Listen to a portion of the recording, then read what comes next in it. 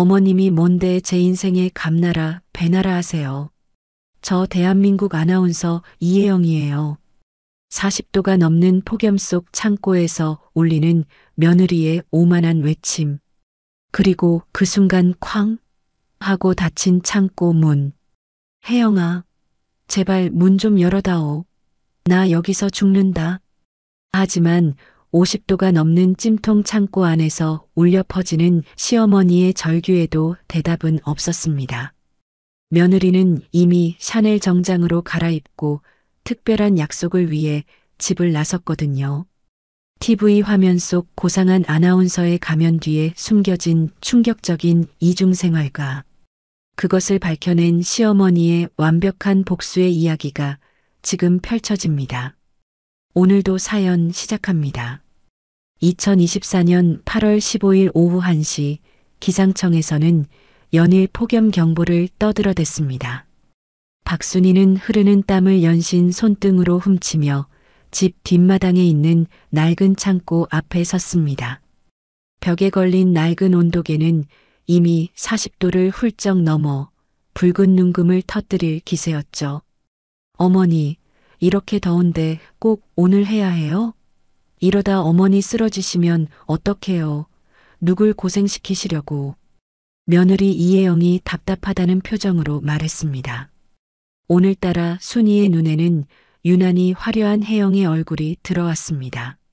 눈두덩에는 짙은 보라색 아이섀도우가, 입술에는 방금 딴 체리 같은 새빨간 립스틱이 번들거렸습니다. 방송에 비춰지는 단정한 이미지 때문에 거들떠보지도 않던 화려한 네일아트까지 작정하고 꾸민 모습이었습니다. 김치 냉장고가 어제부터 영 시원찮잖니. 이러다 애비 좋아하는 총각김치 다 물러 터지겠다. 순이가 삐걱거리는 창고 문에 힘을 주며 말했습니다.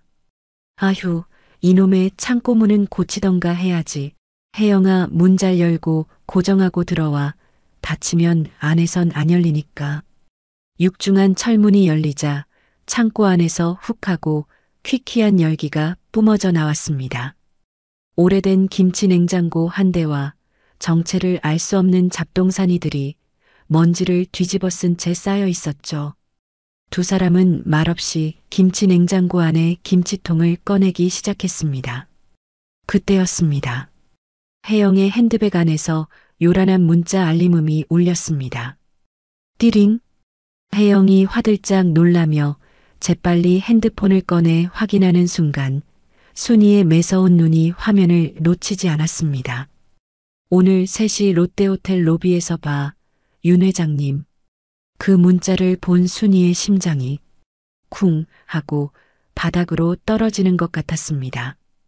불현듯 지난주 병원에 가던 길 택시 안에서 본 믿고 싶지 않았던 장면이 눈앞에 되살아났거든요. 혜영이 웬 낯선 중년 사내와 팔짱을 꼭 낀 채 호텔 정문으로 들어서던 바로 그 모습 말이에요. 혜영아, 방금 그 문자 누구한테 온 거니? 순이가 애써 침착하려 했지만 목소리는 미세하게 떨려 나왔습니다. 혜영은 질겁하며 핸드폰을 가슴팍에 숨겼습니다. 네. 아무것도 아니에요, 어머니. 방송국 국장님이요. 방송국 국장님을 호텔에서 만나니? 순이의 목소리가 서서히 날카로워졌습니다. 그동안 애써 외면했던 모든 의심의 조각들이 하나로 맞춰지는 순간이었어요.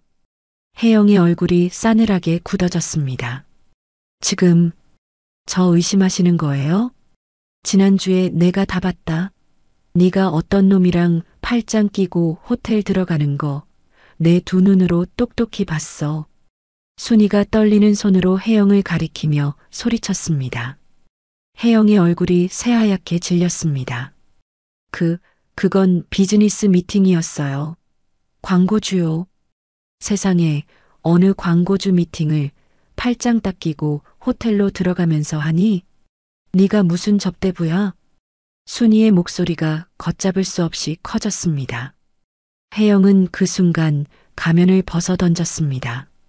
상냥하고 교양 있던 며느리의 모습은 온데간데였고 차가운 도끼만 서려 있었죠. 어머니가 뭘 아세요? 어머니가 방송계가 얼마나 피말리는 곳인지 아시냐고요. 방송계가 어떤 곳인지는 잘 모르겠지만 불륜은 불륜이야.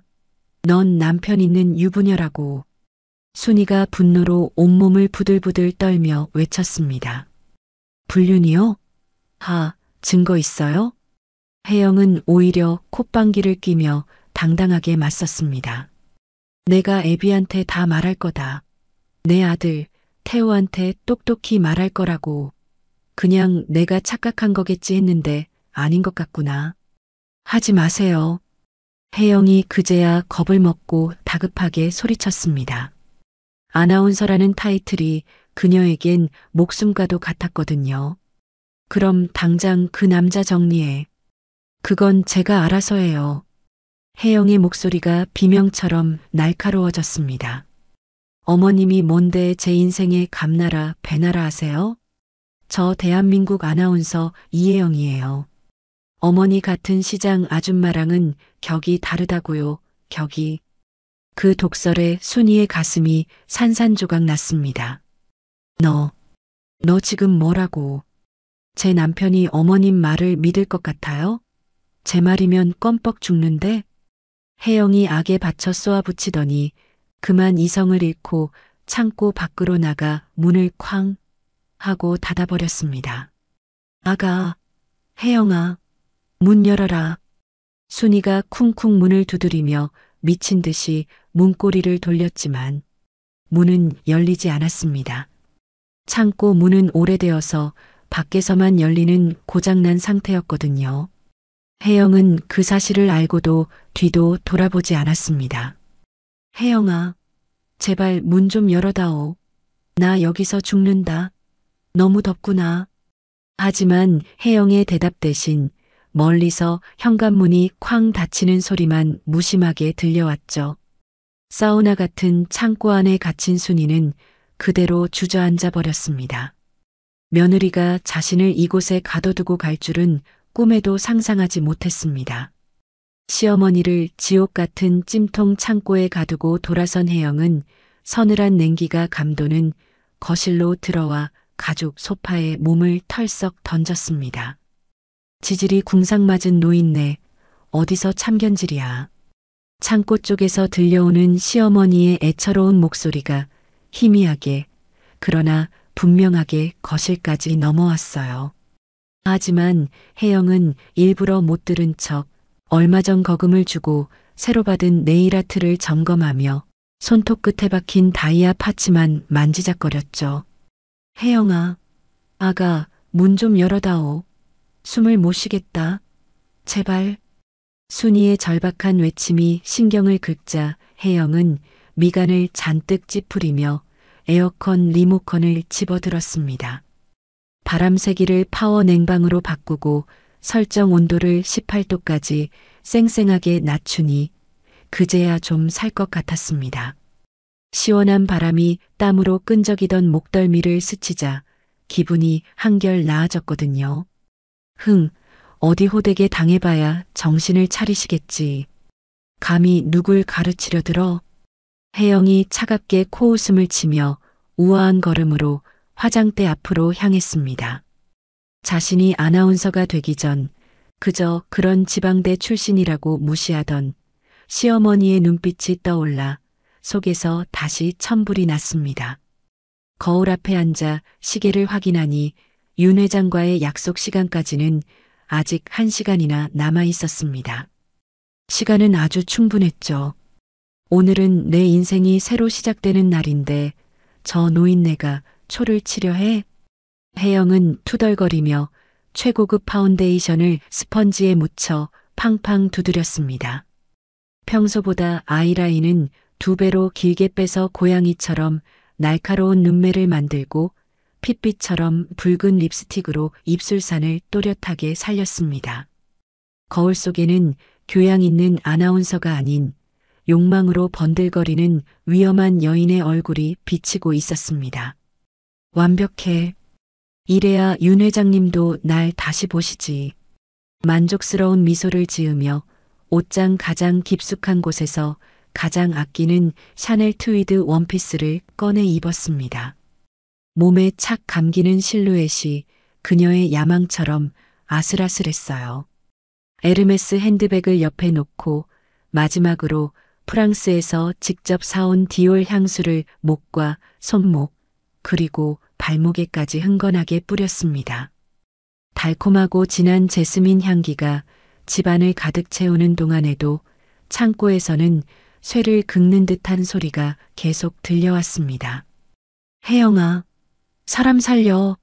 잘못했다. 제발. 목소리는 쉬어버렸는지 점점 기어들어가고 있었어요. 혜영은 그 소리를 완전히 지워버리려는 듯 스마트폰으로 최신 클럽 음악을 틀었습니다. 정신없이 쿵쾅거리는 비트가 순이의 마지막 남은 절규마저 무참히 집어삼켰습니다. 내 앞길 막는 사람은 시어머니라도 용서 못해. 구질구질한 건 딱 질색이니까. 거울 속 자신에게 다짐하듯 말한 혜영은 모든 준비를 마치고 당당한 발걸음으로 현관을 나섰습니다. 차고에서 매끈한 외제차를 몰고 나가는 길, 혜영은 창고 쪽으로는 눈길 한 번 주지 않았습니다. 오후 3시 약속 장소인 롯데호텔 스위트룸 라운지에는 윤 회장이 기름진 미소를 지으며 그녀를 기다리고 있었습니다. 이야, 우리 이 아나운서. 오늘 눈이 부셔서 쳐다볼 수가 없네. 꼭 공작새 같아. 윤 회장이 혜영의 손을 덥석 잡으며 그녀를 탐욕스러운 눈으로 훑었습니다. 회장님께서 좋은 소식 주신다고 해서 특별히 신경 좀 썼어요. 회장님께 잘 보이려고요. 혜영이 한껏 교태를 부리며 대답하자 윤 회장의 입이 귀에 걸렸습니다. 그럼 올라가서 내가 준비한 와인 한잔하면서 차근차근 이야기해볼까? JBS 9시 뉴스 메인 앵커 자리, 우리 이 아나운서한테는 좁으려나? 두 사람은 누가 볼세라 서로의 허리를 감싼 채 빠르게 스위트룸으로 향했습니다. 그 시각 창고 안의 온도는 이미 50도를 훌쩍 넘어서고 있었습니다. 순이는 온몸이 땀으로 범벅이 된 채 가쁜 숨을 몰아쉬고 있었죠. 입술은 바짝 말라 갈라졌고 눈앞이 빙빙 돌아 제대로 서 있을 수도 없었습니다. 물 한 모금만. 순이가 벽에 몸을 기대며 중얼거렸지만 돌아오는 것은 절망적인 정적뿐이었습니다. 창고 뒤편은 차들만 쌩쌩 달리는 도로라 미약한 신음은 굉음에 묻혀 흔적도 없이 사라졌거든요. 저녁 6시가 넘어가자 순이는 더 이상 소리를 지를 힘조차 남아있지 않았습니다. 결국 바닥에 무너져 내린 채로 의식이 점차 희미해졌어요.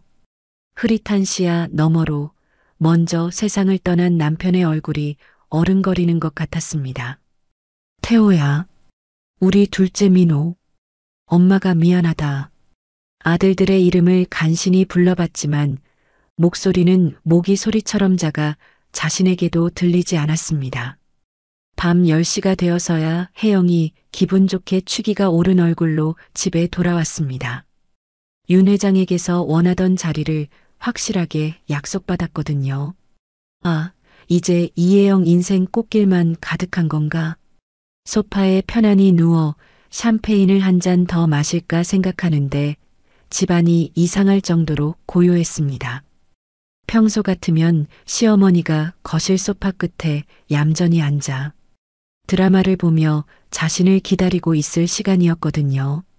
어머니는 주무시나? 웬일로 불도 안 켜고 주무시지? 고개를 갸웃하던 혜영의 머릿속에 까맣게 잊고 있던 오후의 일이 번개처럼 스쳐 지나갔습니다. 마치 영화의 한 장면처럼 쾅 닫히던 창고문과 그 안에 갇혀 절규하던 시어머니의 얼굴이 떠올랐습니다. 아, 맞다. 창고. 어머니. 혜영의 얼굴에서 순식간에 핏기가 가셨습니다. 벌떡 일어나 비틀거리며 창고로 달려가 덜덜 떨리는 손으로 겨우 문을 열었습니다. 문이 열리는 순간 후끈한 열기가 뿜어져 나오며 혜영의 얼굴을 때렸습니다. 그리고 눈에 들어온 것은 바닥에 쓰러져 미동도 없이 축 늘어져 있는 시어머니의 모습이었습니다. 어머니, 정신 좀 차려보세요, 어머니. 혜영이 순이의 어깨를 잡고 미친 듯이 흔들었지만 아무런 반응이 없었습니다. 불덩이처럼 뜨거운 시어머니의 몸과 거의 들리지 않는 숨소리. 혜영은 자신이 돌이킬 수 없는 짓을 저질렀음을 그제야 깨달았습니다. 어떻게 사람이 죽으면 이러다 정말. 알코올과 성공에 대한 희열로 가득 찼던 머릿속이 차가운 공포로 잠식되며 혜영의 손이 걷잡을 수 없이 떨리기 시작했습니다.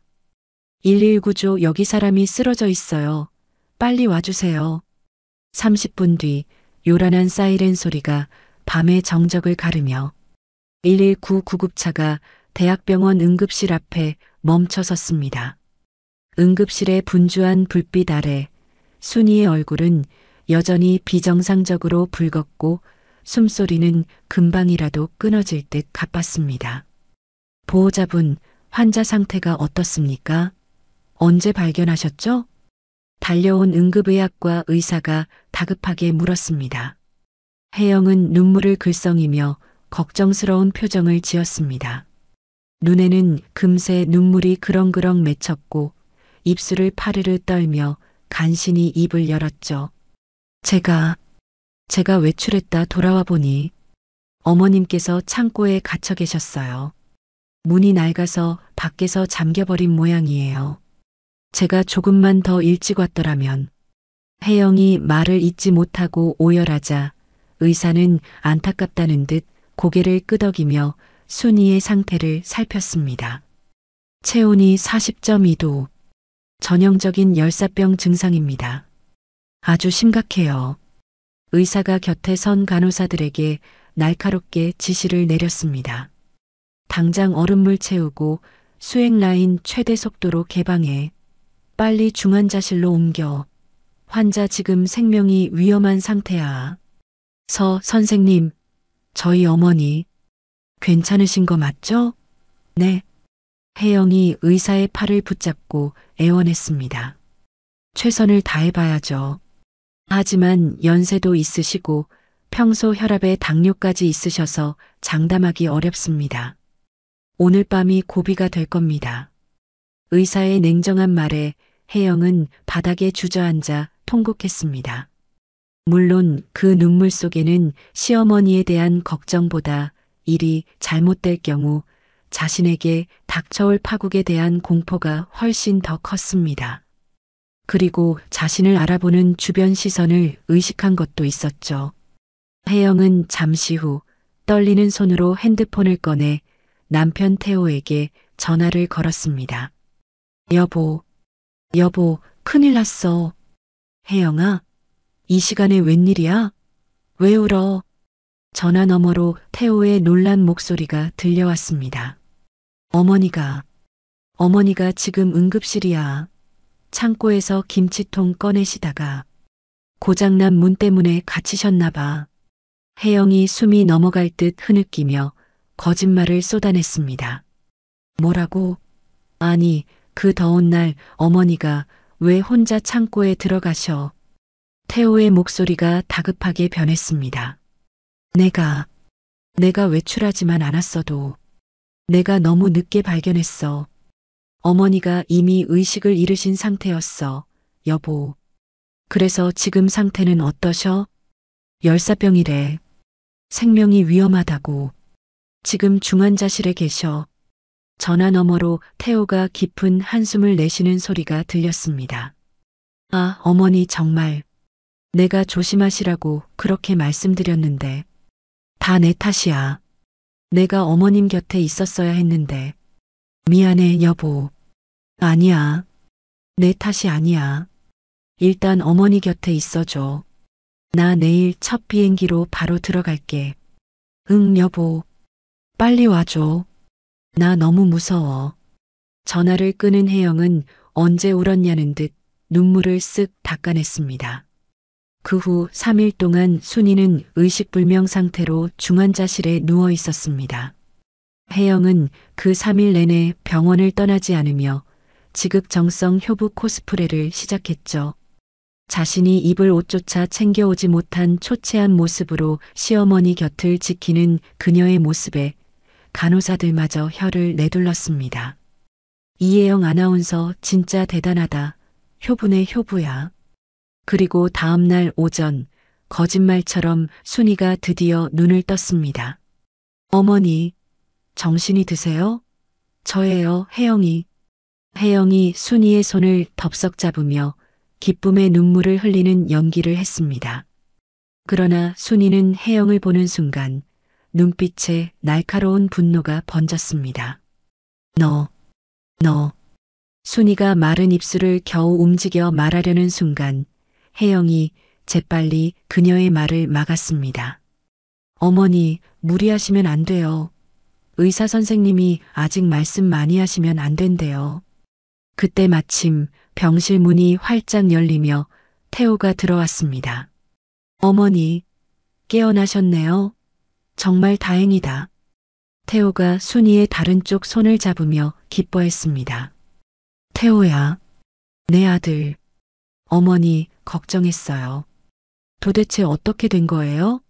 그 창고 문은 왜 잠겨 있었던 거고요?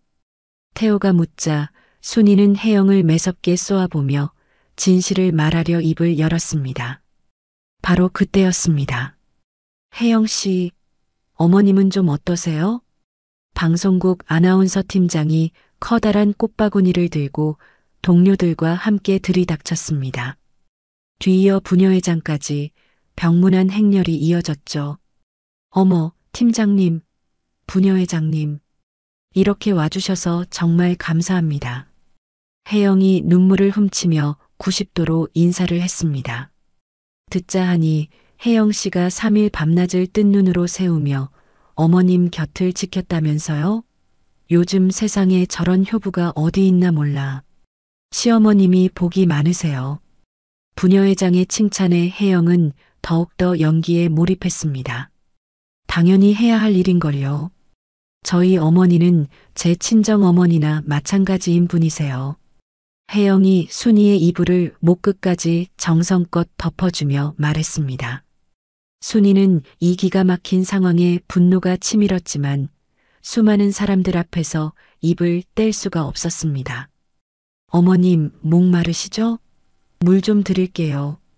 혜영이 물컵을 순이의 입가에 가져다 대는 척하며 그녀의 귓가에 조용히 속삭였습니다. 어머니, 그날 일은 그냥 사고였던 거예요. 어머님이 괜한 소리 하시면 어머니 아들 인생까지 끝장나는 거예요. 순이의 몸이 부들부들 떨렸어요. 하지만 지금 사실을 이야기해도 아무도 믿어주지 않을 것 같았습니다. 아직 의식이 온전치 않으신가 봐요. 자꾸 헛것을 보시는 것 같아요. 사람들은 안타깝다는 듯 고개를 끄덕였습니다. 그럴만하죠. 그 더운 창고에 몇 시간이나 갇혀 계셨으니까요. 순이는 옴짝달싹할 수 없는 현실 속에서 이불 밑으로 앙상한 주먹을 꽉 쥐었습니다. 반드시 저 가증스러운 며느리의 가면을 벗겨내리라 다짐하면서 말이죠. 며칠 후 순이는 퇴원해 집으로 돌아왔습니다. 태호는 순이가 퇴원 수속을 마치는 것을 보고 다시 해외 출장길에 올랐습니다. 손이는 아직 어지럼증이 남아있는 탓에 소파에 앉는 것조차 조심스러웠죠. 그때 혜영이 다정한 목소리로 물을 건네며 순이의 곁에 바싹 다가앉았습니다. 어머니, 괜찮으세요? 어디 불편한 데는 없으시고요? 그 목소리를 듣는 것만으로도 순이는 속에서 역겨움이 치밀었지만 지금은 때가 아니었습니다. 순이는 고개를 푹 숙인 채 기어들어가는 목소리로 겨우 대답했어요. 괜찮다. 신경 써줘서 고맙다, 혜영아. 천만에요. 어머니, 이번에 정말 큰일 날 뻔하셨어요. 앞으론 제발 몸 좀 사리세요. 혜영이 순이의 어깨를 가볍게 토닥이며 말했습니다. 자신의 협박이 제대로 먹혔다고 생각하는지 혜영의 얼굴에는 만족스러운 미소가 번졌습니다. 순이는 그저 힘없이 고개만 끄덕일 뿐이었죠. 그럼 방송국에 좀 다녀올게요. 어머니 혼자 계셔도 괜찮으시겠어요? 그럼 어서 가거라. 일 봐야지. 혜영은 의기양양하게 명품백을 챙겨 들고 현관을 나섰습니다. 딸깍하고 현관문이 잠기는 소리가 들리는 순간 순이의 눈빛이 180도 변했습니다. 조금 전까지 힘없고 병약하던 노인의 모습은 온데간데 없고 그 자리에는 복수심으로 불타는 매서운 눈빛만 남았죠. 순이는 재빨리 핸드폰을 꺼내 40년 지기 중마고 정숙의 번호를 눌렀습니다. 정숙아, 나 순이야. 어머나 세상에 순이구나. 퇴원했다더니 몸은 좀 괜찮고? 정숙의 걱정 가득한 목소리가 수화기 너머로 들려왔습니다. 정숙아, 나 좀 살려줘.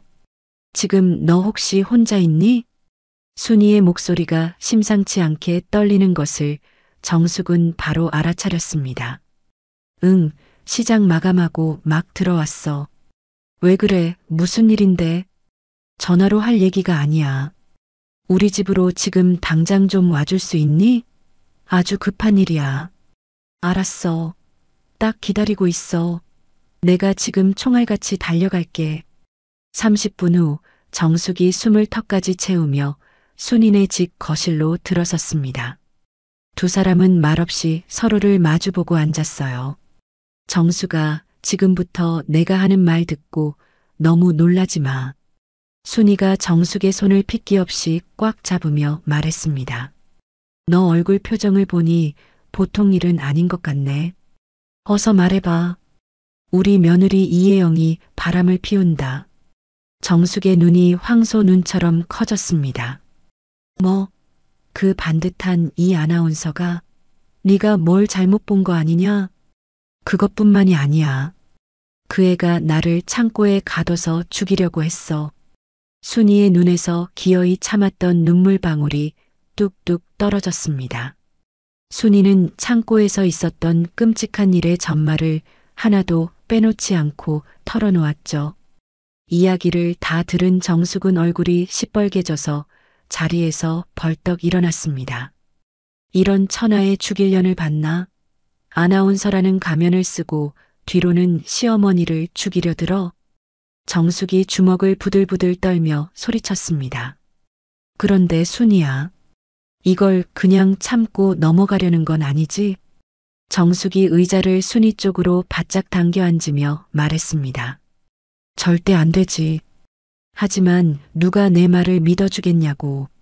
사람들은 다들 아나운서인 애 말만 믿을 텐데. 말빨이 좀 좋아야지. 그러니까 우리 손으로 확실한 증거를 잡아야 한다. 이 말이야. 정숙이 테이블을 손바닥으로 탁 내리치며 말했습니다. 증거라니. 어떻게? 순이야, 내가 아주 제대로 된 사람 알고 있어. 이런 일 전문가지. 정숙의 눈이 의미심장하게 빛났습니다. 전문가? 그래. 왕년에 아주 유명한 형사였는데 지금은 흥신소를 차렸어. 이름은 장철민.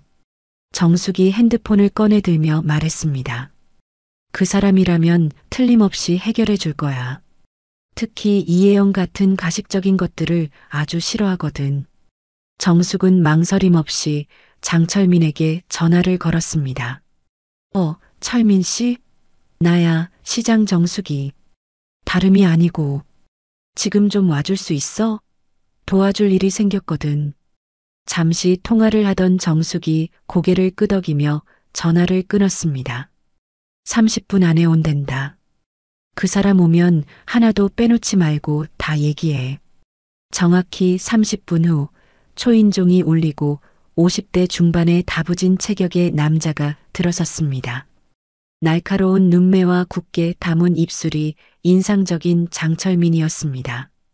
정숙 누님, 오랜만입니다. 어서 와, 철민 씨. 이쪽이 내 친구 박순이야. 자리에 앉은 순이는 조금 전 정숙에게 했던 것처럼 모든 사실을 털어놓았습니다. 이야기를 듣는 내내 미동도 없던 철민의 얼굴이 딱딱하게 굳어졌습니다. 불륜의 시어머니를 창고에 가둔 며느리. 아주 독한 사람이네. 철민이 수첩을 꺼내 들며 말했습니다. 철민 씨, 저 악마 같은 년을 사회에서 아주 매장해 버릴 수 있겠어? 정숙이 앞으로 몸을 기울이며 물었습니다. 물론입니다. 그러려면 완벽한 물증이 필요합니다. 철민이 펜을 놀리며 작전을 설명하기 시작했습니다. 우선 불륜 상대 남자의 신원부터 파악하고 두 사람이 호텔룸 안에 들어가는 장면을 정확히 찍어야 합니다. 통화 기록까지 싹 다 확보해서 빼도 박도 못하게 만들어야죠. 그런 것까지 다 알아낼 수 있다고요? 순이가 희망이 보인다는 듯 물었습니다.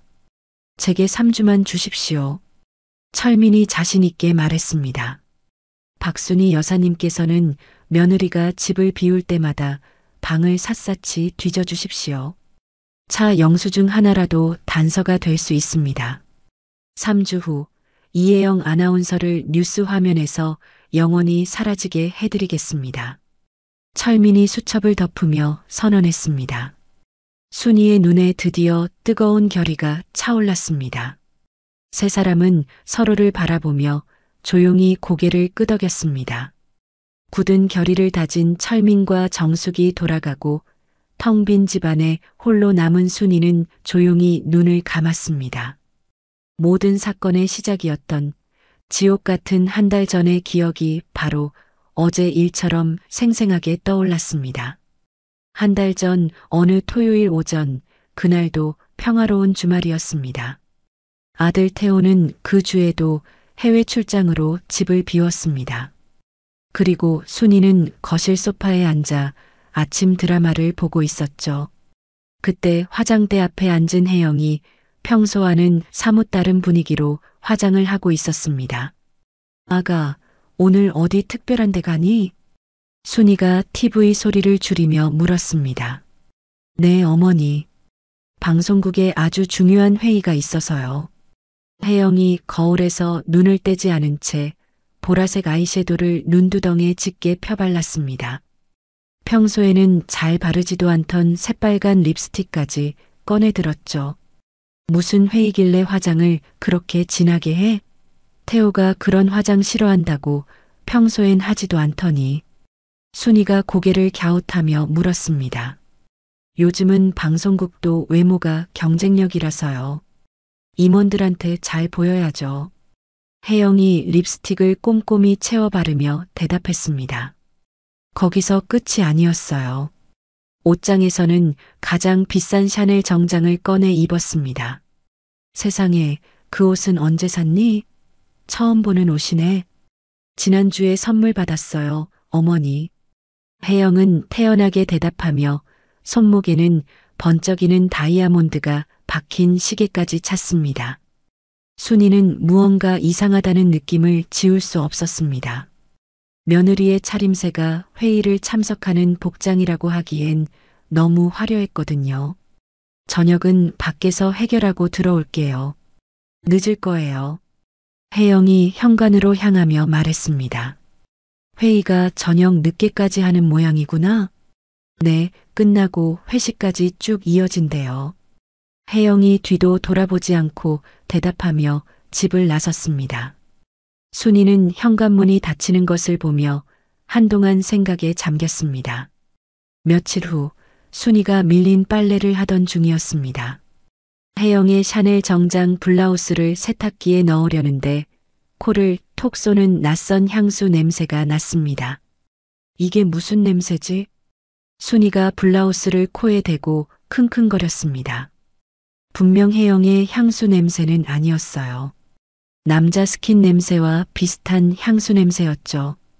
그저 불쾌한 우연이겠거니 애써 마음을 다잡았지만 찜찜한 기분은 가시지 않았습니다. 그리고 다음 날 순이는 정기 검진을 받으러 서울 병원에 갔다가 택시를 타고 집으로 돌아오는 길이었습니다. 롯데호텔 앞을 막 지나치려던 순간 순이의 눈이 번쩍 뜨였습니다. 호텔 정문 회전문 앞에 너무나도 익숙한 사람이 서 있었기 때문이죠. 기사 양반, 잠깐 차 좀 세워봐요. 순이가 다급하게 외쳤습니다. 네, 손님 여기서 세우면 안 되는데요. 아, 아닙니다. 제가 사람을 잘못 봤나 봐요. 그냥 가주세요. 순이가 당황하며 말을 바꿨지만 눈은 호텔 입구에 고정되어 있었습니다. 바로 며느리 혜영이었습니다. 혜영은 웬 50대 중년 남자와 나란히 서서 아주 다정하게 이야기를 나누고 있었어요. 저 남자는 누구지? 순이가 입술을 잘근잘근 깨물며 중얼거리는 순간 더 기가 막힌 장면이 펼쳐졌습니다. 혜영이 그 남자의 팔에 자신의 팔을 스스럼 없이 끼우더니 두 사람이 함께 호텔 안으로 들어가는 것이었습니다. 어머나, 세상에. 순이는 저도 모르게 입을 틀어막았습니다. 손님, 어디 안 좋으세요? 얼굴이 새하얘지셨는데. 택시기사가 백미러로 순이를 보며 걱정스럽게 물었습니다. 아닙니다. 괜찮아요. 순이가 힘없이 대답했지만 심장은 쿵쾅거리다 못해 터져버릴 것만 같았습니다. 그날 밤 집에 돌아온 혜영에게 순이는 애써 아무렇지 않은 척 물었습니다. 아가, 오늘 회의는 잘했니? 네, 어머니. 피곤해서 먼저 들어갈게요. 혜영은 순이의 눈을 피하며 서둘러 방으로 들어가려 했습니다. 혹시 밖에서 무슨 일은 없었고? 순이가 용기를 내어 물었지만 혜영은 싸늘하게 대답할 뿐이었습니다. 무슨 말씀이세요? 피곤하다니까요. 그 순간 며칠 전 혜영의 블라우스에서 맡았던 남자 향수 냄새가 순이의 코끝을 스쳤습니다. 그날 이후 순이는 혜영을 유심히 지켜보기 시작했습니다. 그리고 이상한 규칙을 발견했죠. 매주 토요일 오후 3시만 되면 혜영은 온갖 값비싼 것들로 치장하고 집을 나섰습니다. 광고주 미팅이에요. 선배 아나운서 경조사예요. 핑계는 매번 달랐지만 나가는 시간과 요일은 소름 끼치도록 정확했습니다. 순이는 그때 비로소 확신했습니다. 이것은 단순한 외출이 아니라 누군가와의 비밀스러운 만남이라는 것을요. 한편 집을 나선 혜영은 능숙하게 운전을 하며 고속도로를 달리고 있었습니다. 라디오에서 흘러나오는 경쾌한 음악 소리에도 마음은 복잡하기만 했죠. 백미러에 비친 자신의 얼굴을 보며 혜영은 모든 것이 어긋나기 시작했던 2년 전 그 겨울을 떠올렸습니다. 그 겨울의 방송국 아나운서실은 연말 분위기로 한껏 들떠 있었습니다. 아나운서 경력 10년 차 지역 방송국에서는 누구도 넘볼 수 없는 위치에 오른 혜영이었지만 마음 한구석은 늘 공허했어요. 언니, 아직도 서울 쪽에서 연락 없어요? 스카우트 제의 같은 거요. 갓 입사한 후배 아나운서가 부러움 섞인 눈으로 물었습니다. 글쎄, 알잖아. 지방 방송국 출신이라는 꼬리표가 얼마나 질긴지. 혜영이 애써 미소 지으며 대답했지만 목소리에는 씁쓸함이 묻어났습니다. 에이, 언니 실력이면 대한민국 9시 뉴스 앵커도 하고 남죠. 실력만 가지고 되는 세상이 아니잖니. 사람을 끌어줄 든든한 밧줄이 있어야지. 혜영은 깊은 한숨을 내쉬었습니다. 이 좁은 우물 안에서 개구리 왕 노릇하는 것도 이제 지겨웠거든요. 바로 그해 12월 말 지역 언론사와 광고주들이 총출동하는 연말 골프 모임이 열렸습니다. 혜영 역시 방송국의 얼굴마담으로 행사에 참석했죠. 그때 60대 초반의 한 남자가 인자한 미소를 지으며 혜영에게 다가왔습니다. 이혜영 아나운서님 맞으시죠? 화면보다 실물이 훨씬 미인이십니다. 안녕하세요. 칭찬 감사합니다. 그런데 누구신지? 혜영이 공손하게 고개를 숙였습니다. 소개가 늦었군요. HS그룹 회장 윤정호라고 합니다. 혜영의 눈이 순간 크게 뜨였습니다. HS그룹이라면 지역 경제를 쥐락펴락하는 최대 기업이었으니까요. 아, 윤 회장님이셨군요. 영광입니다. 처음 뵙겠습니다. 이혜영 아나운서 방송은 늘 챙겨보고 있습니다. 어쩜 그리 목소리가 낭낭하고 기품이 넘치시는지. 윤 회장의 노골적인 칭찬에 혜영은 싫지 않은 듯 수줍게 웃었습니다. 과찬이십니다, 회장님. 마침 우리 그룹에서도 방송 후원을 좀 늘려볼까 하는데 언제 한번 따로 뵙고 상의했으면 합니다. 정말이십니까? 저야말로 영광이죠. 두 사람은 자연스럽게 명함을 주고받았습니다. 새해가 밝은 2024년 1월 윤 회장에게서 직접 전화가 걸려왔습니다. 이혜영 아나운서, 새해 복 많이 받으세요. 다름이 아니라 제가 방송 후원건으로 연락했는데 이번 주 금요일에 시간 좀 어때요? 네, 회장님. 좋습니다. 어디서 뵐까요? 롯데호텔 라운지가 조용하고 좋을 것 같네요. 약속 장소에서 만난 윤 회장은 정말로 후원 이야기부터 꺼냈습니다. 우리 그룹에서 이 아나운서가 진행하는 프로그램에 매달 후원금을 지원하고 싶은데. 와, 정말 감사합니다. 방송국 발전에 큰 힘이 될 겁니다. 일단 매달 1,000만 원씩 시작할게요. 네, 1,000만 원이요?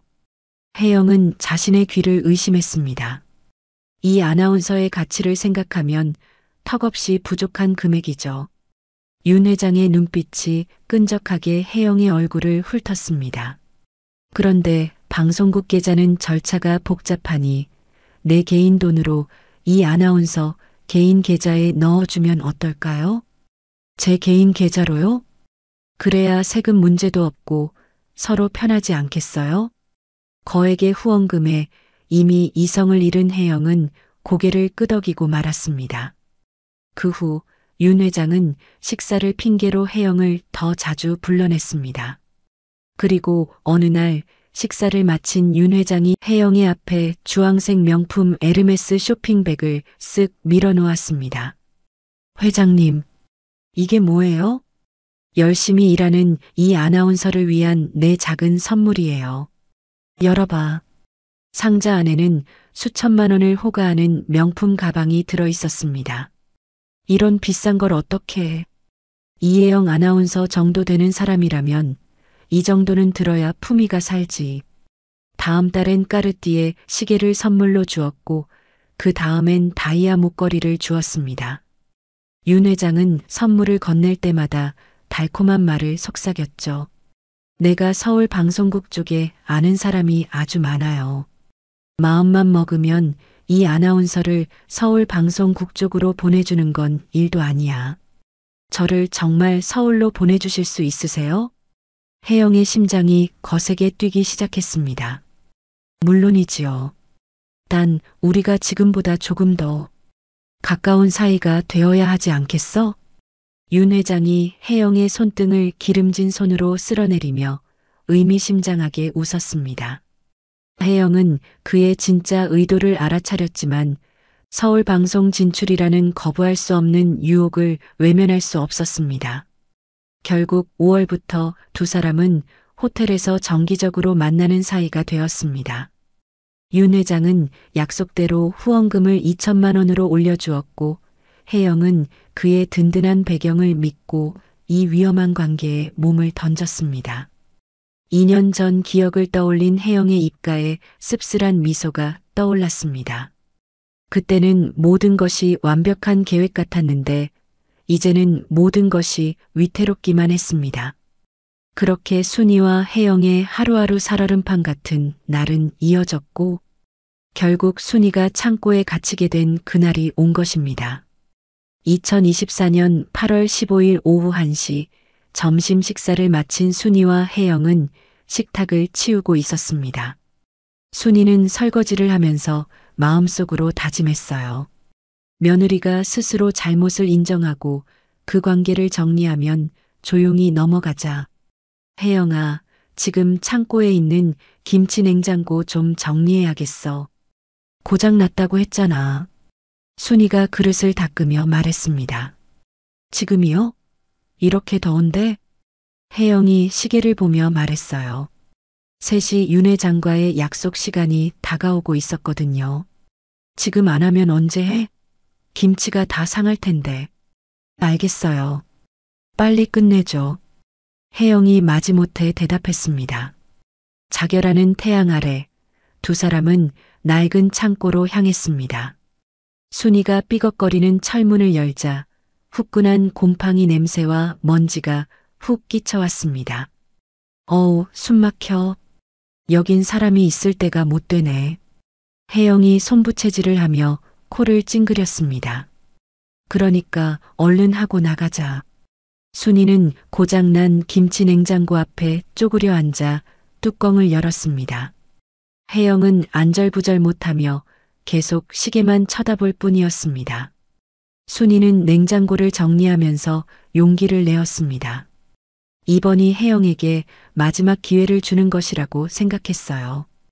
혜영아, 요즘 호텔에 자주 가는 일이 있다던데. 순이가 조심스럽게 운을 떼었습니다.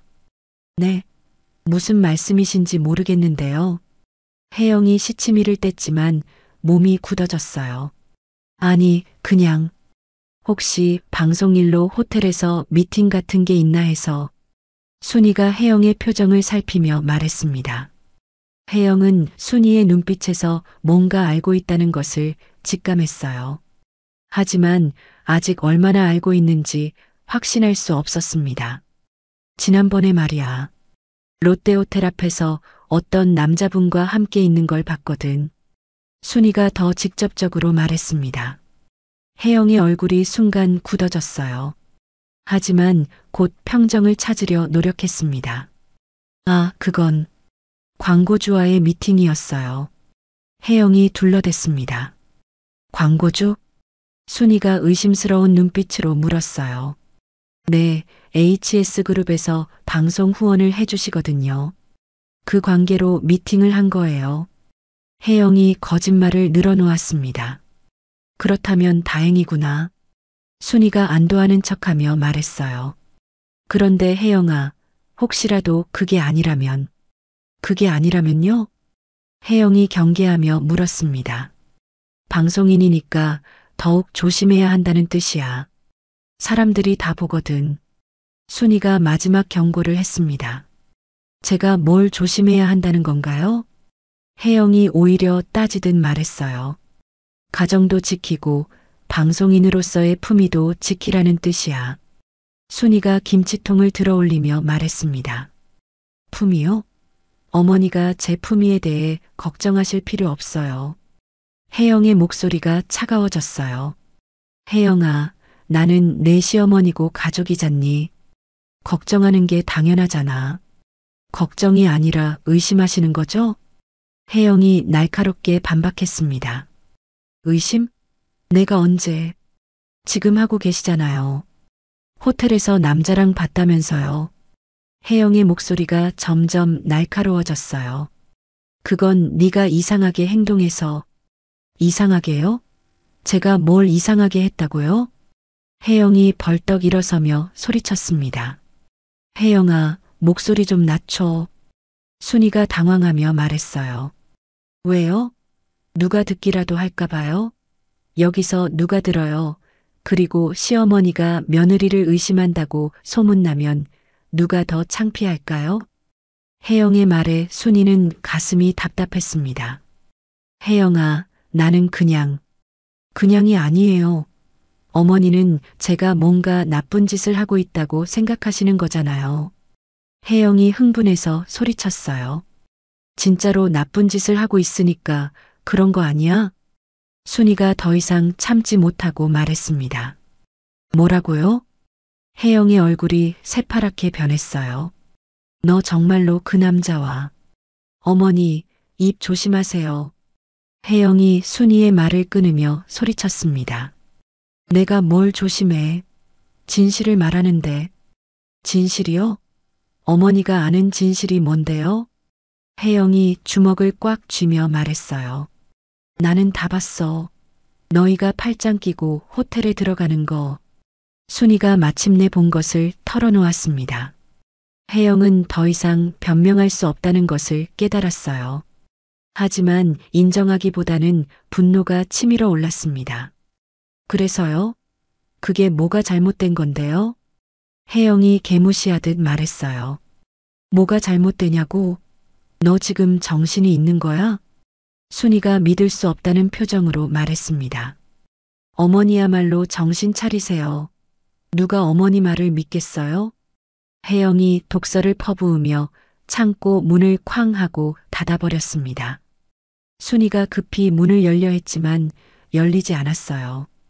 창고 문은 고장이 나서 밖에서만 열리는 상태였거든요.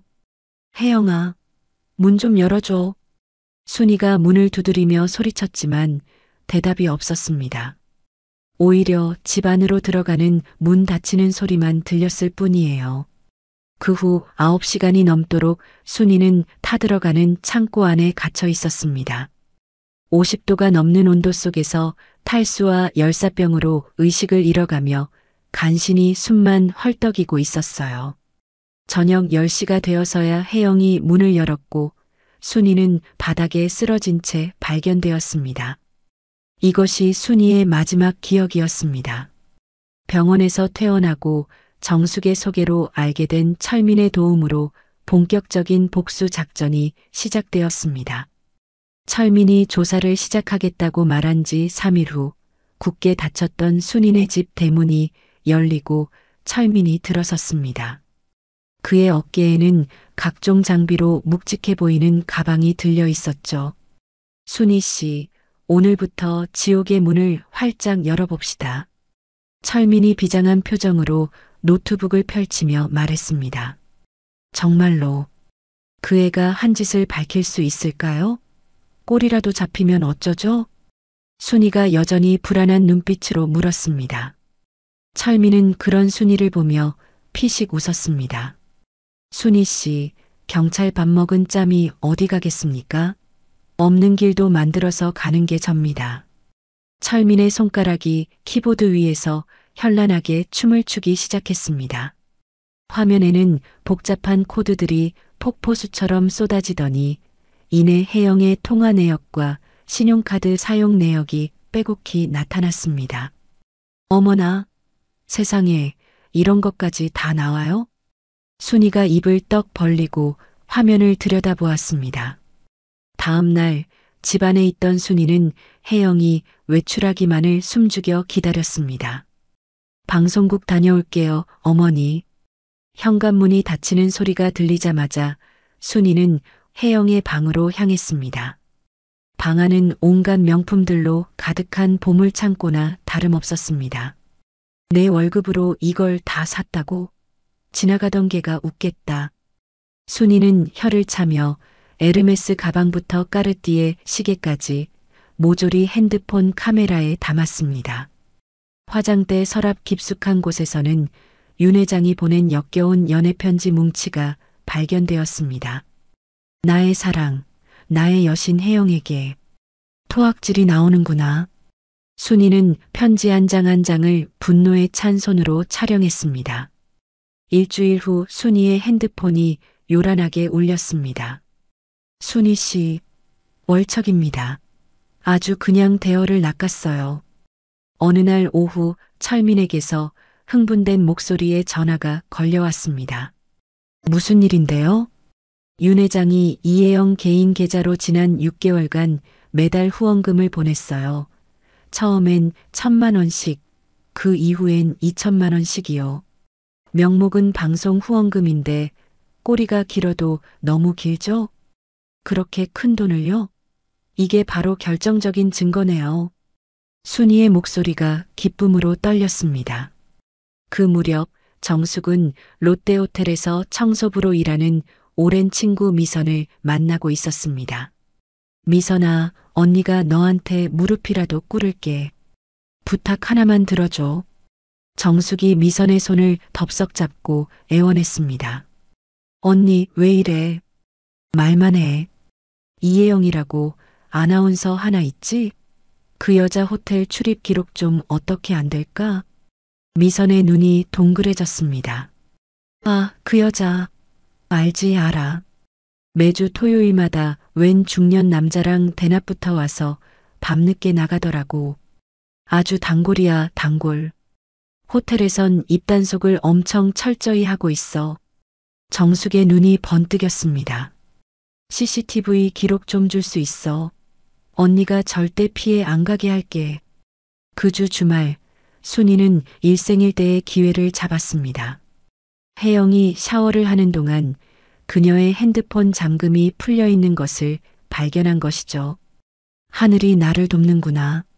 순이는 떨리는 손으로 메시지함을 열었고 그 안에는 윤 회장과 나눈 수백 개의 노골적인 대화들이 가득했습니다.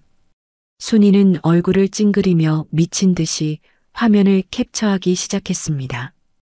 그리고 3일 후, 오늘이 바로 디데이입니다. 저놈들 분명히 나타날 겁니다. 토요일 오후 철민은 롯데호텔 맞은편 카페에 진을 치고 있었습니다. 그의 손에는 전문가용 망원 렌즈가 장착된 카메라가 들려 있었죠. 예상대로 오후 3시가 되자 혜영과 윤 회장이 다정하게 팔짱을 낀 채 호텔로 들어서는 모습이 포착되었습니다. 걸렸다. 이 더러운 것들. 철민의 카메라가 불을 뿜듯 셔터를 눌러댔습니다. 두 사람의 불륜 현장은 한치의 오차도 없이 고화질 사진으로 기록되었습니다. 그리고 마침내 세 사람은 순이의 집에 다시 모였습니다. 테이블 위에는 지난 3주간의 노력이 담긴 증거들이 산처럼 쌓여 있었습니다. 불륜 현장 사진, 호텔 출입 기록, 수천만 원 입금 내역, 역겨운 연애 편지와 문자 메시지. 그리고 철민이 회심의 미소를 지으며 작은 녹음기를 꺼내 재생 버튼을 눌렀습니다. 자기야, 시어머니 때문에 미치겠어. 자꾸 나를 의심해. 조금만 참아, 내 사랑. 서울 방송국으로 옮기기만 하면 이혼하고 나랑 같이 사는 거야. 혜영과 윤 회장의 은밀한 통화 내용이 방 안에 선명하게 울려 퍼졌습니다. 이걸로 끝났네요. 순이가 두꺼운 증거 파일을 어루만지며 만족스러운 미소를 지었습니다. 거미줄은 완벽하게 쳐졌고 이제 독거미가 사냥에 나설 시간만이 남아 있었습니다. 3주간의 끈질긴 추적과 치밀한 계획이 마침내 결실을 본 바로 다음 날이었습니다. 순이는 폭로의 날로 온 가족이 모이는 일요일 저녁을 선택했습니다. 모처럼 차려진 진수성찬에 아들들의 얼굴에는 웃음꽃이 피었습니다. 와, 어머니, 오늘 무슨 날이에요? 상다리가 부러지겠네. 출장에서 돌아온 태호가 기름진 갈비찜을 한 점 집어들며 너스레를 떨었습니다. 그러게요. 제 생일은 아직 멀었는데. 하. 둘째 아들 민호 역시 즐거운 듯 맞장구를 쳤습니다. 화기애애한 분위기 속에서 혜영만이 애써 미소를 지으며 좌불안석이었습니다. 무언가 불길한 예감이 그녀의 심장을 옥죄어 왔기 때문이죠. 한참 동안 말없이 식사를 하던 순이가 이윽고 수저를 탁 소리가 나게 내려놓았습니다. 그 소리에 식탁의 모든 소음이 거짓말처럼 멎었습니다. 순이는 옆에 놓아두었던 두툼한 서류 봉투를 집어들었습니다. 너희들에게 할 이야기가 있다. 차가운 얼음장 같은 순이의 목소리에 태호가 고개를 갸웃하며 물었습니다. 갑자기 무슨 심각한 말씀을요, 어머니? 이것부터 보고 이야기하자. 순이는 대답 대신 봉투에서 사진 뭉치를 꺼내 식탁 위로 카드를 돌리듯 한 장씩 던졌습니다. 윤 회장과 혜영이 호텔 스위트룸에서 가운만 걸친 채 진하게 포옹하고 있는 사진들이었습니다. 선명하다 못해 야릇하기까지 한 사진에 태호와 민호의 얼굴이 하얗게 굳어갔습니다. 이게 뭐야? 태호가 자리에서 벌떡 일어나 사진을 와락 움켜쥐며 소리쳤습니다. 세상에. 형수님. 민호는 제 눈을 의심하며 입을 틀어막았습니다. 이게 뭐예요? 이거 조작이야. 누가 우리 가정을 망치려고 이런 짓을 벌인 거라고. 태호가 혜영을 돌아보며 절규했지만 혜영은 파랗게 질린 얼굴로 입술만 달싹일 뿐이었습니다. 조작이라. 그럼 이것도 조작인지 들어보거라. 순이가 이번에는 휴대폰 문자 메시지를 인쇄한 종이를 펼쳐 보이며 또랑또랑한 목소리로 읽기 시작했습니다. 자기야, 오늘 밤 호텔에서 기다릴게요. 보고 싶어요. 그리고 서울 방송국으로 갈 수 있는 거 맞죠? 어머니, 제발 그만하세요. 혜영이 비명을 지르며 종이를 낚아채려 했지만 순이가 가볍게 피했습니다. 왜 막아? 네가 보낸 문자잖아. 순이가 혜영을 차갑게 쏘아붙이며 말을 이었습니다. 역시 회장님은 제 마음을 너무 잘 아세요. 남편이랑 이혼하고 빨리 회장님이랑 서울로 가고 싶어요. 가관이구나, 가관이야. 태호는 온몸이 그대로 얼어붙은 듯 넋나간 표정으로 혜영을 바라보았습니다. 아니야, 여보. 다 시어머니가 나를 쫓아내려고 꾸민 짓이야. 혜영이 눈물을 쏟으며 억울함을 호소했습니다. 아직도 발뺌을 해? 그럼 내 목소리도 조작된 거냐? 순이가 품에서 작은 녹음기를 꺼내 재생 버튼을 눌렀습니다. 식탁 위로 두 사람의 은밀한 목소리가 소름 끼치게 울려 퍼졌습니다. 회장님, 시어머니가 자꾸 눈치를 줘서 힘들어 죽겠어요. 혜영아, 조금만 참아. 서울 방송국 진출만 확정되면 이런 고생 다 끝이야. 정말 사랑해요, 회장님. 회장님밖에 없어요. 혜영의 교태 섞인 목소리가 흘러나오자 그녀의 얼굴은 이제 하얗다 못해 투명해질 지경이었습니다. 더는 어떤 변명도 통하지 않을 완벽한 증거였습니다. 이런 미친. 태호가 배신감에 부들부들 떨며 주먹을 꽉 쥐었습니다. 그리고 순이가 결정타를 날리듯 은행 거래 내역서와 호텔 예약 확인서를 식탁 위에 뿌렸습니다. 윤정호가 내년 통장으로 6개월간 수천만 원을 보낸 기록이고 이건 두 년 놈이 매주 토요일마다 호텔에서 만난 증거다. 이제 더 할 말 있니? 모든 증거 앞에 혜영은 고개를 푹 숙였습니다. 태호가 마지막 남은 희망을 걸고 떨리는 목소리로 물었습니다. 혜영아, 제발 아니라고 말해줘. 이게 다 뭐냐고. 그 순간 혜영이 갑자기 고개를 획 들었습니다. 그녀의 눈에는 더 이상 눈물도 두려움도 없었습니다. 그래, 맞아, 다 사실이야. 혜영이 자리에서 일어나 소리쳤습니다. 윤 회장님 만났어. 돈도 받았어. 그래서 뭐. 그녀의 갑작스러운 태도, 변화에 모두가 할 말을 잃었습니다. 혜영은 경멸이 가득한 눈으로 가족들을 훑어보며 비웃었습니다. 하지만 내 방송 경력은 아무도 망칠 수 없어. 나 이혜영 아나운서야. 혜영의 악에 바친 고함이 텅 빈 저녁 식탁 위를 맴돌았습니다.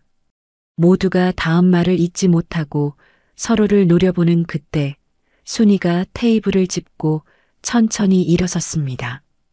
그녀의 눈빛은 불륜을 밝혀냈다는 안도감을 넘어 더 깊은 분노로 이글거렸습니다. 내 죄는 거기서 끝이 아니지. 순이의 나직한 목소리에 혜영이 코웃음을 쳤습니다. 또 뭐가 남았는데요? 제가 남자랑 해외여행이라도 갔다고 하시게요? 혜영이가 나를 창고에 가둬 죽이려고 했다. 순이의 입에서 나온 말은 그야말로 폭탄 선언이었습니다. 네, 어머니, 그게 무슨 말씀이세요? 민호가 기겁하며 되물었습니다. 태호 역시 믿을 수 없다는 얼굴로 어머니를 바라보았습니다. 어머니가 창고에서 물건 찾다가 문이 고장나서 갇혔던 거 아니었습니까? 고장났었지. 근데 그걸 알고도 문을 닫고 나갔고 내가 안에 있다는 걸 알면서도 문을 열어주지 않았어. 순이가 혜영을 손가락으로 가리키며 목소리를 높였습니다. 그녀의 눈가에 그날의 끔찍했던 기억이 떠오른 듯 눈물이 맺혔습니다. 그 지옥 같던 날, 내가 창고에서 혜영이 불륜 증거를 들이밀자 눈이 뒤집혀서 나를 밀치고 문을 닫고 나가버렸어. 순이의 목소리가 격하게 떨리기 시작했습니다. 얘는 내가 죽든 말든 애인이랑 놀아나느라 밤 늦게 들어왔어. 거짓말. 어머니, 그건 아니잖아요. 태호가 애써 부정했지만 혜영이 아무런 반박도 하지 못하고 입술만 파르르 떠는 것을 보고 말문이 막혔습니다. 그 침묵은 가장 확실한 긍정이었습니다. 형수님, 정말이에요? 정말 어머니한테 그런 짓을 했어요? 민호가 배신감으로 가득 찬 눈으로 혜영을 바라보며 물었습니다. 혜영은 모든 것을 포기한 사람처럼 갑자기 광기 어린 웃음을 터뜨렸습니다. 그랬다면 어쩔 건데요? 시어머니가 먼저 내 인생을 망치려고 했잖아요. 당연히 화가 나죠. 내가 내 인생을 망쳐?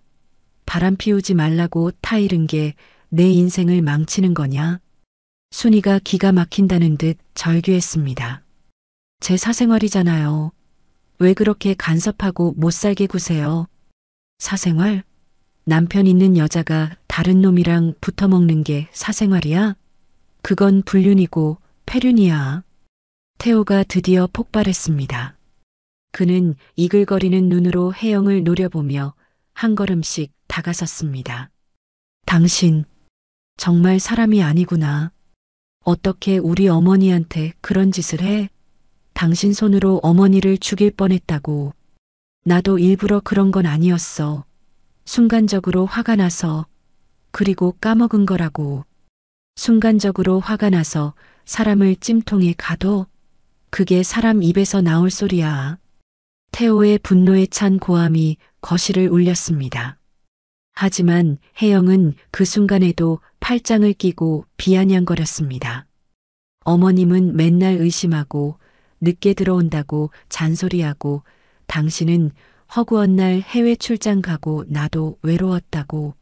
아무도 내가 얼마나 힘들었는지 모르잖아. 뭐, 방송 활동 방해? 가족이 걱정하는 게 방해야? 해외 출장을 뭐 나조차고 갔어? 다 우리 가족 먹여 살리려고 간 거잖아. 태호가 어처구니 없다는 듯 헛웃음을 쳤습니다. 순이는 이제 모든 기력이 다 빠져나간 듯 의자에 주저앉았습니다. 내가 10년이다. 10년 동안 너를 친딸처럼 믿고 동네방네 우리 며느리가 아나운서라고 자랑하고 다녔는데 내 등 뒤에 이런 칼을 숨기고 있었을 줄은 꿈에도 몰랐구나. 순이의 한 맺힌 목소리에 태호와 민호는 차마 고개를 들지 못했습니다. 이제 온 세상이 내 진짜 얼굴을 알아야지. 순이가 텅 빈 눈으로 혜영을 똑바로 응시하며 말했습니다. 네가 쓰고 있는 그 고상한 아나운서 가면 내가 벗겨줄게. 마음대로 해보세요. 시어머니가 뭘 어쩔 수 있겠어요? 혜영이 마지막까지 도끼를 품고 쏘아붙였습니다. 태호는 지옥 같은 현실 앞에서 깊은 한숨만 내쉴 뿐이었습니다. 그 지옥 같던 저녁 식사가 끝난 다음 날 아침, 순이의 복수는 서늘한 복수의 서막을 올렸습니다. 작전의 실행을 맡은 철민의 손끝에서 모든 것이 시작되었죠. 같은 시각, 철민은 자신의 사무실에서 노트북 화면을 보며 비릿한 미소를 지었습니다. 혜영과 윤 회장의 추악한 관계를 증명하는 사진, 녹음 파일, 금융거래 내역까지 모든 파일이 완벽하게 정리되어 있었습니다. 자, 이제 터뜨려 볼까? 철민이 중얼거리며 수십 개의 언론사 제보 메일 주소를 입력하고 망설임 없이 전송 버튼을 눌렀습니다. 같은 시각 정숙은 시장 상인들로 구성된 자신의 정보망을 총동원했습니다. 지금부터 시작이다. 오늘부터 저것들 숨도 못 쉬게 만들어버리자고. 정숙이 비장한 목소리로 외치자 단체 대화방이 뜨겁게 달아올랐습니다. 그들의 손가락이 바쁘게 움직이며 혜영의 실체를 알리는 글들이 지역 맘카페와 SNS로 무섭게 퍼져나갔습니다. 그리고 오후 2시 방송국 분장실에서 여유롭게 커피를 마시던 혜영의 휴대폰이 미친 듯이 울리기 시작했습니다. 어머, 혜영 씨. 지금 인터넷 난리 났어. 동료 아나운서가 사색이 되어 달려와 휴대폰 화면을 내밀었습니다. 각종 포털 사이트 메인을 장식한 충격적인 제목이 혜영의 눈을 찔렀습니다. 단독 지역 방송 간판 아나운서 HS그룹 윤 회장과 호텔 미래 현장 포착. 제목 아래에는 자신이 윤 회장과 호텔에서 찍힌 사진이 선명하게 박혀 있었습니다. 이게 뭐야? 혜영의 손에서 커피잔이 바닥으로 떨어져 산산조각 났습니다. 불륜 스캔들로 여론이 들끓고 혜영이 궁지에 몰렸을 때 철민은 준비해 둔 가장 강력한 카드를 꺼내 들었습니다. 이제 숨통을 끊어줄 시간이야. 철민은 한 시사 고발 프로그램 PD에게 단독이라며 메일 한 통을 더 보냈습니다. 거기에는 순이가 눈물로 그날의 진실을 호소하는 영상 파일이 담겨 있었습니다. 제 며느리는 본인의 불륜 사실을 덮으려고 저를 찜통 같은 창고에 8시간이나 가뒀습니다. 제가 죽기를 바랐던 겁니다. 순이의 절절한 육성 증언은 그 어떤 증거보다 강력했습니다. 이 폭로는 단순한 분노를 넘어 국민적인 공분을 일으켰습니다. 여론은 180도 달라졌습니다. 불륜녀에서 폐류나 살인미수범으로 혜영을 향한 비난의 수위는 상상을 초월했죠. 저건 사람도 아니야. 당장 구속시켜라. 방송계에서 영원히 퇴출해야 한다. 저주에 가까운 댓글들이 그녀의 숨통을 조여왔습니다. 다음 날 오전 방송국은 발칵 뒤집혔습니다. 긴급 소집된 간부 회의에서 방송국장의 불호령이 떨어졌습니다. 이혜영 아나운서, 당장 모든 방송에서 하차시켜. 그리고 즉시 윤리위원회에 회부해. 국장님, 광고주들 항해 전화도 빗발치고 있습니다. 손해배상까지 검토한다고 합니다. 망신도 이런 망신이 없어. 당장 조치해. 한편 윤 회장의 집 역시 거대한 폭풍에 휩싸였습니다. 여보, 이게 다 뭐예요? 윤 회장의 아내가 거실에 신문지를 집어 던지며 악을 썼습니다. 일면을 장식한 남편과 혜영의 사진에 그녀의 얼굴은 분노로 벌겋게 달아올라 있었습니다. 여보, 그게 오해야. 저 여자가 나한테 억지로. 오해? 이 사진을 보고도 오해라는 말이 나와요? 당신 사람이야? 아내가 윤 회장의 뺨을 세차게 올려붙였습니다. 당장 이혼 서류 준비하고 HS그룹 이사회에 이 사실 전부 알릴 테니 그런 줄 알아요. 이틀 뒤 혜영에게는 사형 선고나 다름없는 통보가 내려졌습니다. 국장실로 불려간 그녀에게 방송국장이 차가운 목소리로 말했습니다. 이혜영 씨, 오늘부로 해고입니다. 이건 해지 통보서요. 국장님, 잘못했어요. 제발 한 번만 기회를 주세요. 혜영이 국장의 바짓가랑이라도 붙잡을 듯 울며 매달렸습니다. 이미 늦었어. 당신 때문에 우리 방송국 이미지가 뭐가 됐는지 봐. 자네 인생은 자네가 책임져야지. 국장은 싸늘하게 돌아섰습니다. 혜영은 자신이 쌓아 올린 모든 것이 무너지는 소리를 들으며 복도에 주저앉아 통곡했습니다. 같은 날 윤 회장 역시 자신이 평생을 바친 회사에서 쫓겨났습니다. 회장님, 이사회 만장일치로 결정된 해임안입니다. 이놈들이 내가 없으면 이 회사가 돌아갈 것 같아. 윤 회장이 고함을 쳤지만 이미 돌아선 임원들의 마음을 되돌릴 수는 없었습니다. 결국 혜영은 집에서도 쫓겨나는 신세가 되었습니다. 태호는 이미 모든 정이 떨어진 얼굴로 그녀의 짐가방을 현관문 밖으로 던졌습니다. 다 챙겼으면 이제 꺼져. 여보, 내가 정말 잘못했어. 다시는 안 그럴게, 응? 혜영이 태호의 팔에 매달리며 마지막으로 애원했습니다. 그 더러운 손 치워. 네가 우리 엄마한테 한 짓, 난 평생 용서 못해. 태호가 얼음처럼 차갑게 그녀를 밀어냈습니다. 결국 혜영은 집에서 쫓겨나 보증금 100만 원짜리 초라한 원룸으로 거처를 옮겨야 했습니다. 혜영과 윤 회장의 모래성이 완전히 무너져 내린 후 세상은 그들의 죄에 대한 확실한 대가를 요구하기 시작했습니다. 그것은 가혹하고도 당연한 심판의 과정이었습니다. 모든 방송사의 뉴스 속보로 방송통신심의위원회의 결정이 대서특필되었습니다. 카메라 플래시 세례를 받으며 단상의 선 위원장이 안경을 고쳤으며 엄숙하게 발표했습니다. 본 위원회는 사회적으로 지탄받는 불륜행위와 비인륜적 범죄를 저지른 이혜영 아나운서에 대해 방송계 영구 퇴출을 결정하였음을 알립니다. 위원장의 단호한 선언은 혜영이 다시는 마이크를 잡을 수 없다는 사형 선고나 마찬가지였습니다. 같은 시각 초호화 변호사 사무실에 앉은 윤 회장의 낯빛은 잿빛으로 변해 있었습니다. 사모님께서는 위자료로 50억 원을 요구하고 계십니다. 회장님 명의의 부동산 절반도요. 변호사가 건조한 목소리로 서류를 내밀었습니다.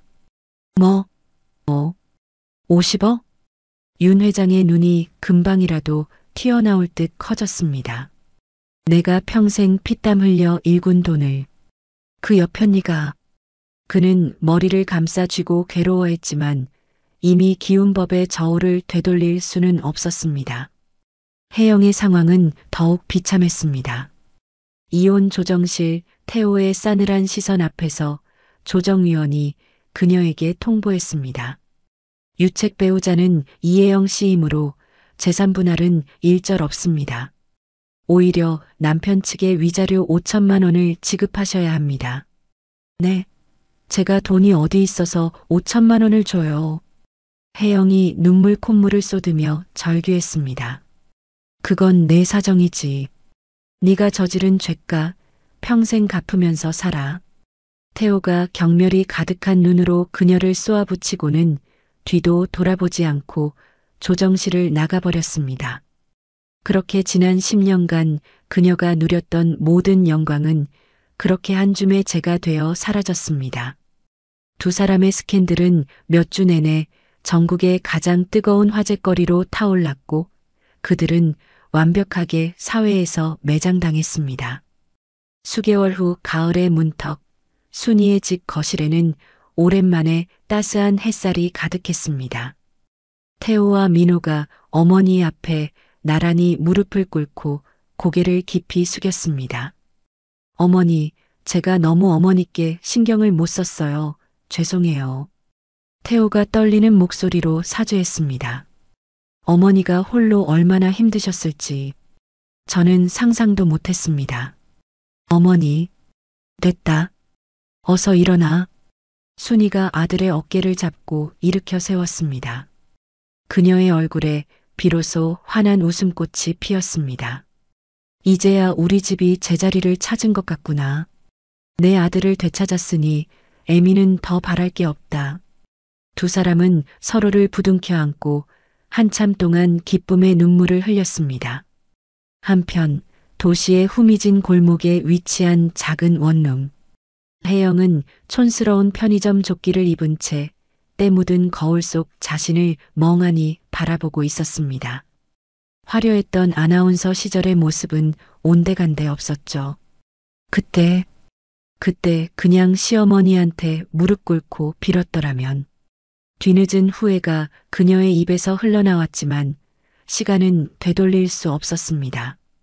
윤 회장과의 연락은 진작에 끊겼고 통장 잔고는 바닥을 드러낸 지 오래였습니다. 윤 회장 역시 모든 것을 잃고 텅 빈 소형 아파트에서 홀로 술잔을 기울이고 있었습니다. 내가 대체 왜 그런 미친 짓을 했을까? 공허한 그의 중얼거림만이 텅 빈 공간을 맴돌 뿐이었습니다. 맑게 갠 가을날, 순이는 정숙과 함께 시끌벅적한 시장길을 걸었습니다. 순이야, 너 이제 전국구 스타야. 사람들이 다 너만 보면 시어머니계의 영웅이라고 난리야. 정숙이 호들갑을 떨며 순이의 등을 두드렸습니다. 아이고, 별 쓸데없는 말들을 한다. 잘못된 걸 바로 잡은 것뿐이지. 순이가 사람 좋은 웃음을 지으며 대답했습니다. 그녀의 얼굴에는 그늘 한 점 없이 평화롭고 행복한 기운만이 가득했습니다. 순이와 정숙은 환한 햇살 아래 서로의 손을 잡고 희망찬 내일을 향해 걸어갔습니다. 오늘 이야기 어떠셨나요?